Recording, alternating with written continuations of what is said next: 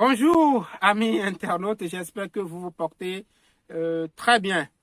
Il y a longtemps que vous avez eu nos vidéos sur notre chaîne YouTube.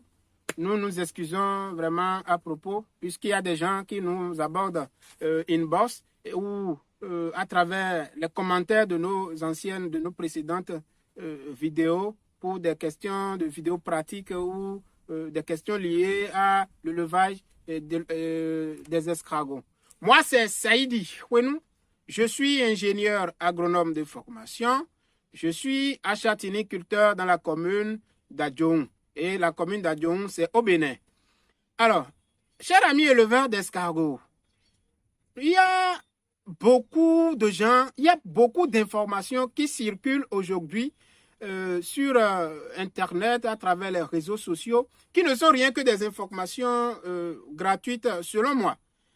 Alors, on s'est proposé de prendre un recul et de faire des recherches, pour vous proposer ce que des publications scientifiques ont donné, ce que des travaux scientifiques ont donné. Alors, pour réussir l'élevage d'escargots, il y a 4 aspects techniques qu'il faut maîtriser rigoureusement. Nous avons la densité animale. Nous avons, comment on appelle, le substrat. Après le substrat, il faut l'alimentation. Il faut maîtriser l'alimentation rigoureusement. Et après l'alimentation, c'est l'incubation qui suit. Donc, quand vous maîtrisez ces 4 aspects techniques, il ne reste que l'entretien. Et ça, vous ne pouvez pas avoir ça dans une publication scientifique. C'est à travers des formations, des expérimentés. C'est ceux-là qui vont vous dire que moi, j'entretiens ma ferme hélicicole de cette manière et c'est ça qui m'aide à rentabiliser mon activité. Donc, quand nous prenons la densité, prochainement, nous allons vous proposer les publications scientifiques dans nos conditions africaines.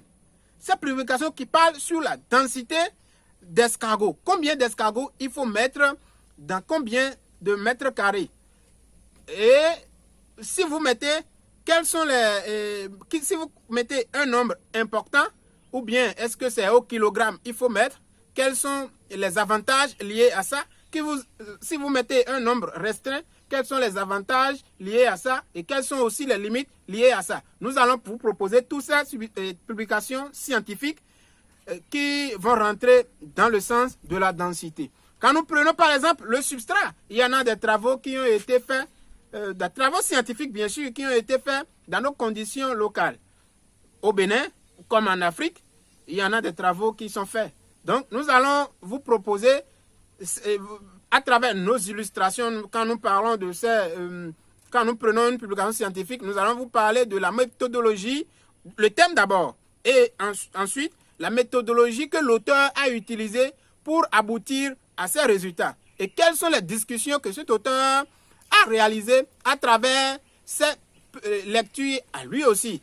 Puisque une discussion, ça veut dire que vous allez croiser vos propres résultats avec les résultats que les autres ont eu à trouver, s'il y en a.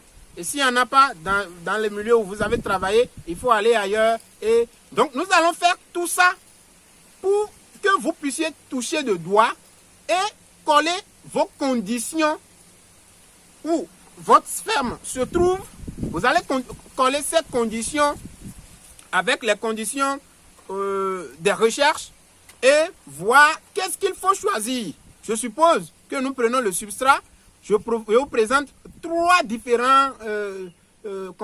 différentes publications sur le substrat, ou même dans une publication, je vous présente 3 différents substrats et je vous donnerai la méthodologie qui a été utilisée pour former un substrat et quels sont les avantages liés à ce substrat, quels sont aussi les inconvénients liés à ce substrat. Et on va faire tout ce travail pour finir par vous dire, quand nous on a expérimenté dans nos conditions béninoises, voici ce que nous avons trouvé. Voici ce qu'il faut adopter. Voici ce qui est rentable pour un éleveur. Si vous avez les moyens, il faut aller à ça. Si vous avez peu de moyens, il faut aller à ça. Si vous n'avez pas du tout de moyens, il faut adopter telle méthodologie. Donc, C'est ça nous allons vous dire dans nos prochaines vidéos, même sur l'alimentation. Il y a des gens, des éleveurs, ceux qui se disent éleveurs comme moi, qui nous proposent d'utiliser des feuilles, rien que des feuilles pour nourrir les escargots. Des feuilles de taro, bon, les escargots aiment beaucoup plus le taro. La feuille de tridas, le vernonia, ou bien même le moringa, ou bien même le Comilana bengalensis, ou bien même d'autres feuilles que les gens nous proposent d'utiliser. Même on nous demande d'installer un jardin complet pour nourrir les escargots. Mes frères, mes chers amis liciculteurs, moi je dis non et je dis encore non. Puisque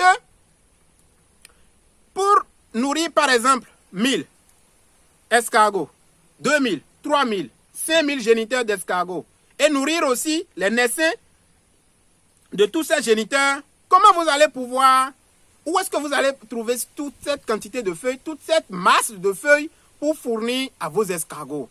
Donc, on va vous proposer différentes formules, plusieurs formules que des publications scientifiques ont proposées d'ailleurs.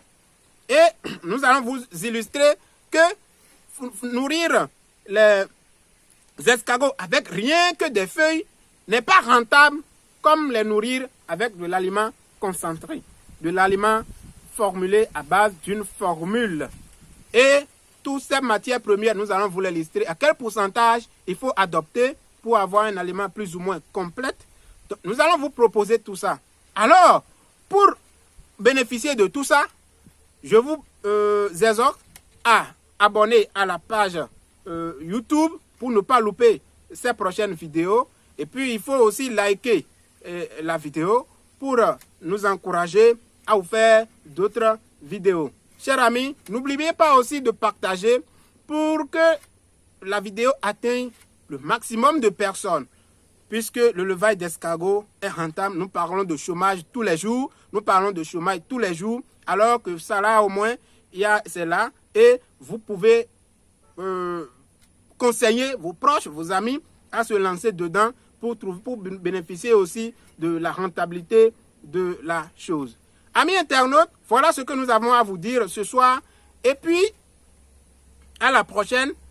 Prochainement, vous aurez notre première vidéo sur la densité. Tous les aspects qu'il y a sur la densité, on va vous dire ça avec des illustrations, avec des publications scientifiques. Nous allons vous donner les noms de ces auteurs. Nous allons vous donner les titres de ces publications aussi. Et vous pouvez, vous-même, vous pouvez aller vérifier pour voir les conditions dans lesquelles l'auteur a travaillé. Et tout ce qu'il y a autour, nous allons vous parler de ça. Amis internautes, ciao, ciao et à la prochaine.